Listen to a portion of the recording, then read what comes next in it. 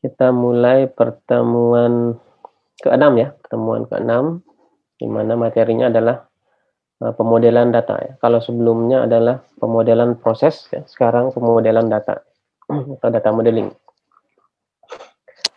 Nah, kalau kita berbicara tentang pemodelan data, ya pasti, sama persis dengan, bagaimana merancang database ya, merancang struktur data, merancang database. Jadi materi kali ini, ya sama persis ya, seperti yang dibahas dengan di mata kuliah sistem database ya. Bahkan kalian sudah dapat 1 semester gitu ya, 1 mata kuliah sendiri 1 semester di tingkat 2 ya, tingkat 2. Nah, jadi di sini cuman sebenarnya mereview apa yang sudah kalian pelajari di sistem database ya. Jadi saya nggak akan banyak membahas semua istilah-istilah ya. Istilah-istilahnya mungkin kalian sudah, pada kenal semua ya, dan sudah dipelajari juga ya, dan lebih mendalam ya. Kalau yang dipelajari di sistem database mulai dari perancangan ya, mulai dari perancangan konseptual sampai dengan implementasi ya. Nah, dan di sini akan dibahas hanya perancangannya saja ya, pemodelan data ya, perancangannya saja, itu pun cuman di level konseptual aja ya, tidak masuk ke level fisikal. Oke, jadi ini saya ambil beberapa, beberapa slide ya, dari slide aslinya Witten ya, yang selebihnya nanti kalian bisa baca dan, diharapkan nanti diskusinya aja yang banyak ya. Oke, definisi ya, teknik untuk mengorganisasi dan mendokumentasikan, data yang ada pada sistem ya, atau biasa juga disebut dengan database modeling. Nah, ini definisi biasa ya. Kemudian ERD. Nah, ini ya, tools yang, kalian gunakan ketika, memodelkan database ya. Jadi pemodelan apapun ya, biasanya dibuat gambarnya. Nah, karena gambar lebih mudah menjelaskan dibandingkan dengan narasi. Nah, untuk, kalau kemarin salah satu tools untuk pemodelan proses adalah, DFT ya, data flow diagram. Nah, kalau untuk database, tools yang digunakan adalah ERD ya, Entity Relationship Diagram ya. Nah, apa isinya? Ya sama juga, notasi-notasi aja ya, notasinya aja yang berbeda ya. Isinya ada notasi ya, kemudian, notasinya itu ya, umumnya berupa entitas dan relationship ya. Jadi ada item-item ya, kotak-kotaknya dan ada garisnya ya. Nah, mirip-mirip lah. Cuman notasinya dan simbolnya aja berbeda dan tentu saja cara membuatnya berbeda ya. Kalau di FD kemarin, cara membuatnya ya identifikasi prosesnya ya, identifikasi aliran datanya. Nah, kalau di RD ada, mekanismenya sendiri.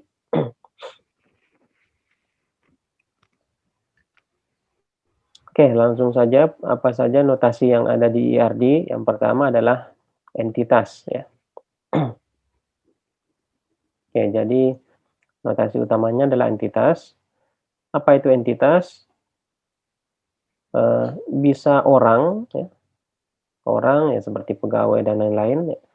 Bisa tempat ya, oke.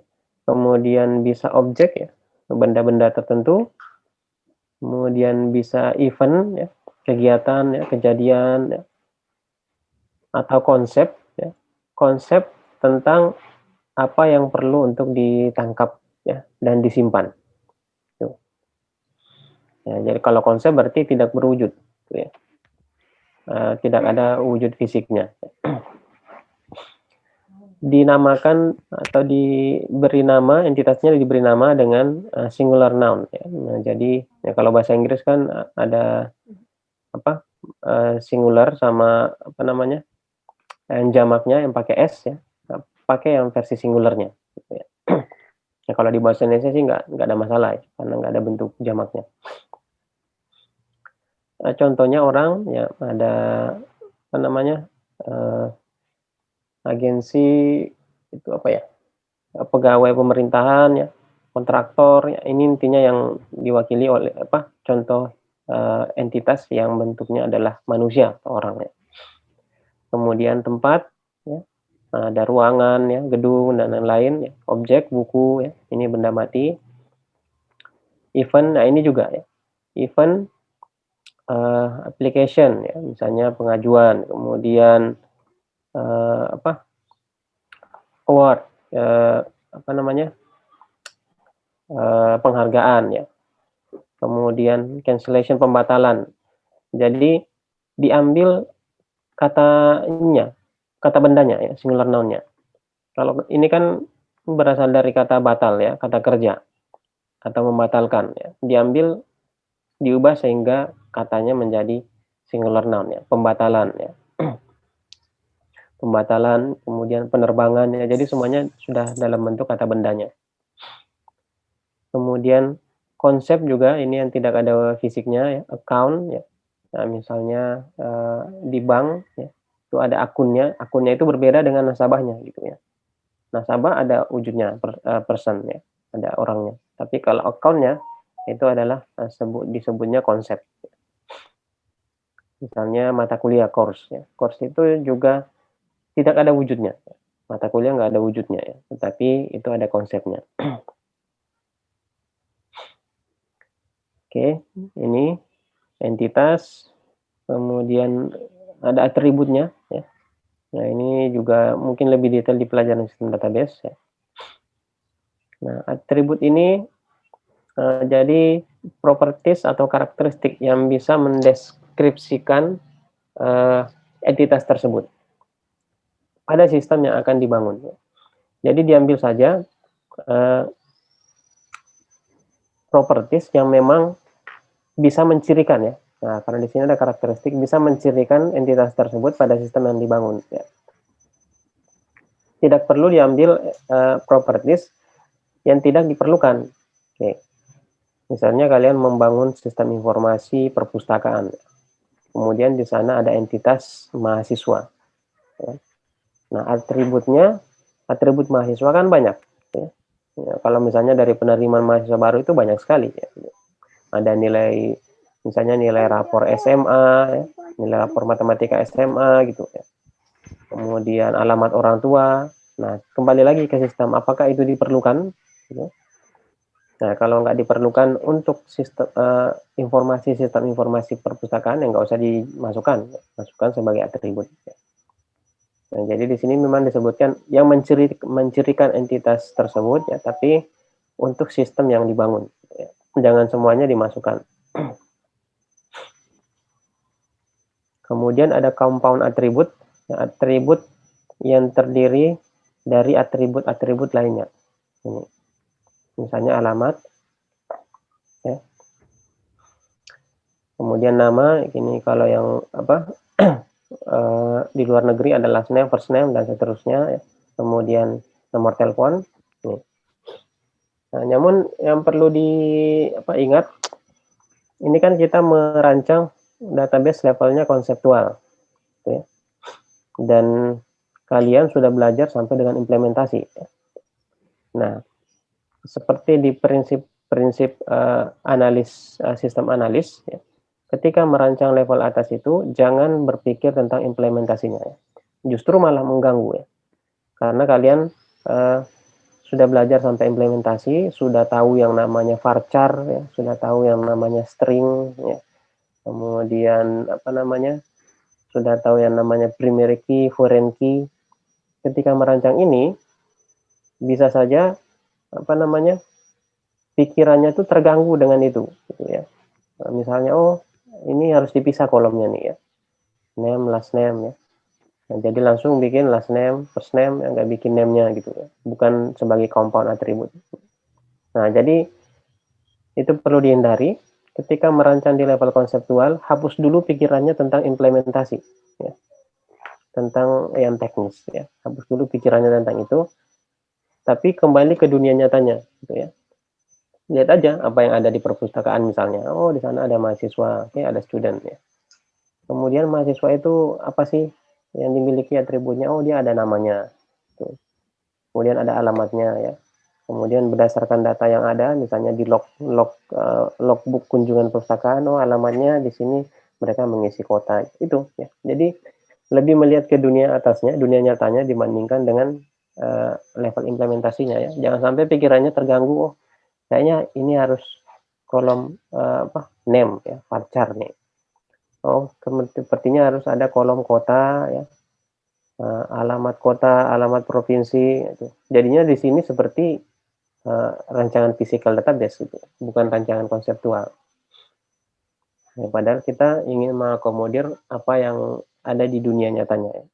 Nah, ini yang perlu diingat ya, karena kalian sudah belajar sampai dengan implementasi, jangan sampai ketika merancang konseptual, pikiran tentang implementasinya itu mengganggu ya. Kalau perlu dikosongkan dulu ya.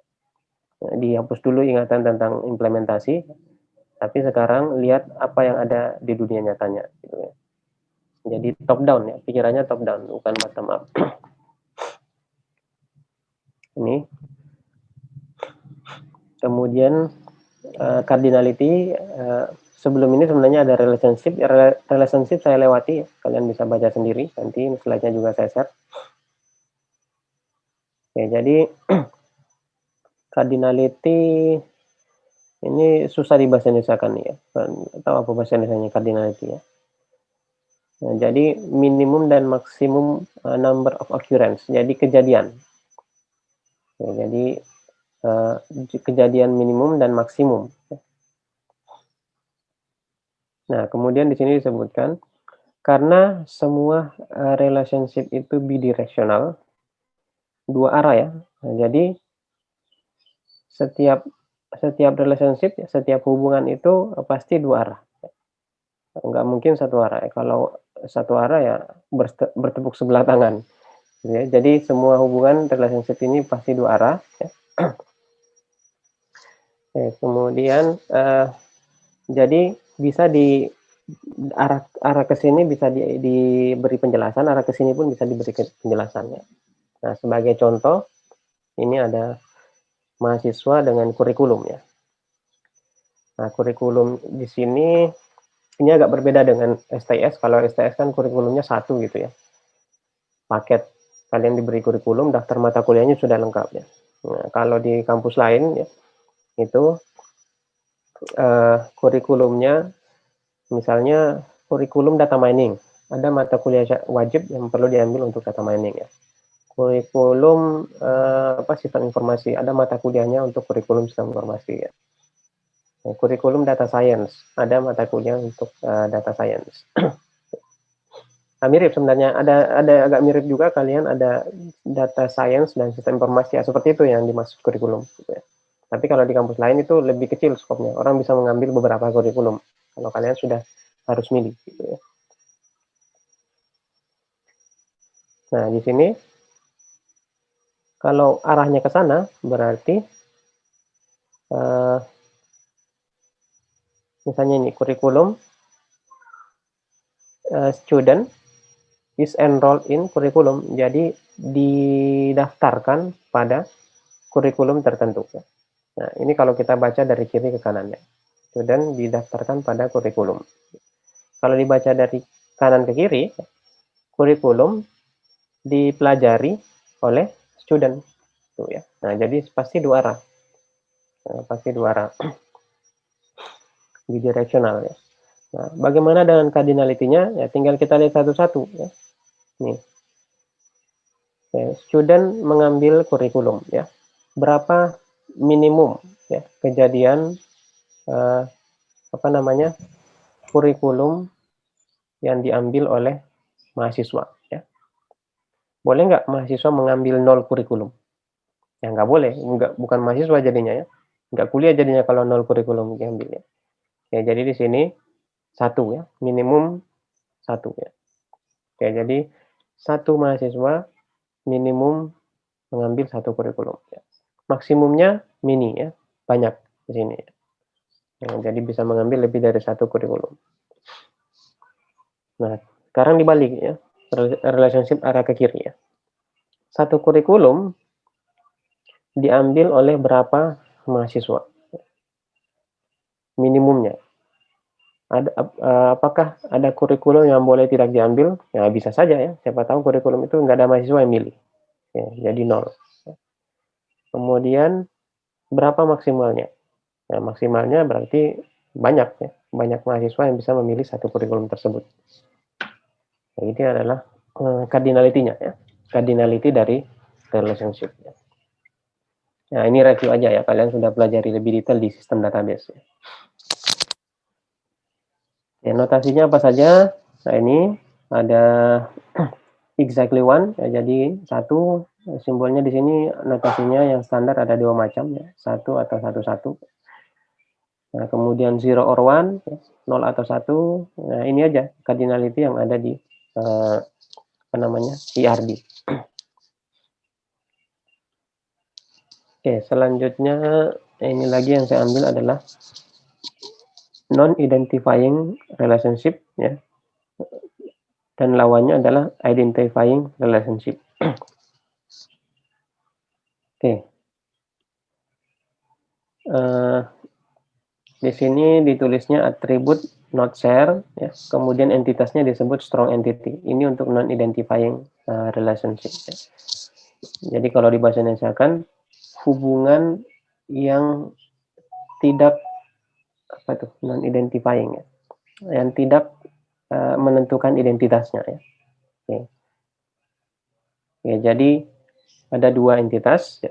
Mereka mempunyai hubungan, tetapi yang satu tidak mempengaruhi kuat apa namanya entitas yang lain. Oke, jadi ini entitasnya disebut strong ya, tapi relationship-nya yang lemah, yang weak gitu ya. Ya, jadi masing-masing entitas memiliki posisi kuat ya, keberadaannya, eksistensinya. Nah, hubungannya itu yang sekedar ada hubungan aja ya, lemah, tidak saling mempengaruhi gitu ya. Contohnya apa? Di sini ada departemen kurikulum ya. Departemen itu ya dia satu entitas ya. Satu entitas sendiri, keberadaan kurikulum tidak dipengaruhi oleh departemen ya. Termasuk di sini kurikulum tidak keberadaan departemen tidak dipengaruhi oleh kurikulum ya. Mungkin contoh yang gampang dilihat adalah contoh yang gampang dipahami adalah yang ini akademik aja lah, mahasiswa dengan dosen. Tuh ya. Oke, yang mahasiswa ada sendiri, dosen dengan ada sendiri ya. Kemudian mahasiswa dengan mata kuliah ya. Mahasiswa itu mengambil mata kuliah ya. Tapi kalau nggak ada yang mengambil mata kuliah tersebut, itu juga nggak masalah, dia tetap ada ya, tabel mata kuliahnya. Nah, ini disebut dengan non-identifying relationship. Nah, kita bandingkan dengan yang sebelahnya, mungkin lebih gampang kalau kita lihat perbandingannya. Identifying relationship. Nah, ini berarti hubungannya yang kuat ya. Hubungannya yang kuat, maka salah satu entitasnya itu lemah ya. Oke. Nah, jadi child-nya, salah satu entitasnya, child entity-nya adalah weak entity ya, lemah. Entitasnya lemah. Contohnya bangunan dengan ruangan. Ruangan itu ada di dalam bangunan gitu. Jadi keberadaan ini sangat dipengaruhi oleh yang ini ya. Nah, biasanya primary key-nya ini disusun, primary key-nya itu mengandung ini kompon atribut ya, mengandung foreign key ke sini ya. Dan foreign key itu bagian dari primary key-nya. Ini primary key-nya ada room ID itu disusun dari building number dan room number. Ya, jadi keberadaan room ini sangat dipengaruhi oleh building ya. Contoh lagi yang sederhana, dosen ya, entitas dosen, entitas mata kuliah. Itu kan non-identifying ya, sama-sama strong entity. Nah, tapi kalau dosen mata kuliah, nah, dosen mata kuliah itu adalah ada foreign key ke dosen, ada foreign key ke mata kuliah ya, untuk menunjukkan dosen ini ngajar apa, kan? Nah, dosen mata kuliah ini weak entity ya. Dosen mata kuliah ini weak entity karena keberadaannya sangat dipengaruhi oleh entitas yang lain, dosen dan mata kuliah. Nah, itu contohnya, contoh yang gampang. Jadi ada weak entity, ada strong entity ya. Nah, kalau relationship-nya disebut non-identifying relationship ya, dan identifying relationship ya. Jadi hubungan yang sangat menentukan ya.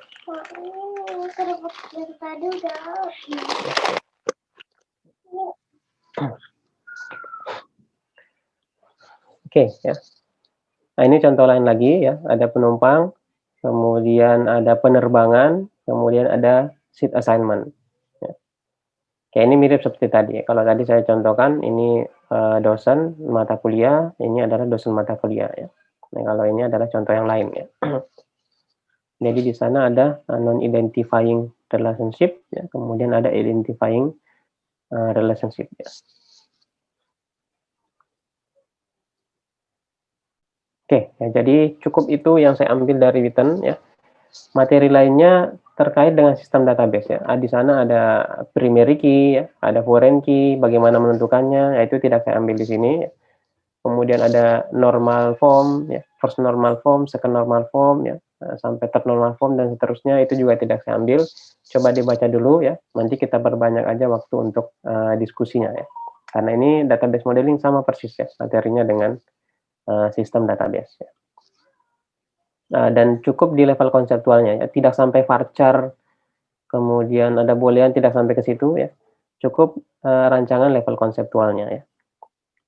Kalau di Witten terbalik ini ya, dia di chapter 8. Proses modeling itu chapter 9 malah ya. Jadi pekan lalu kalian dapat chapter 9, dan sekarang chapter 8 ya di Witten. Oke, mungkin itu saja ya. Nanti kita diskusi lagi jam 9.30 ya, 9.30 ya. Dan akan saya share bahan-bahannya dari Witten. Dan yang kalian pelajari di sistem database pun kalian bisa tanyakan lagi ya. Nanti pada saat sesi, diskusi ya. Oke, itu saja. Kita ketemu lagi jam 9.30 ya. Sekarang bisa live.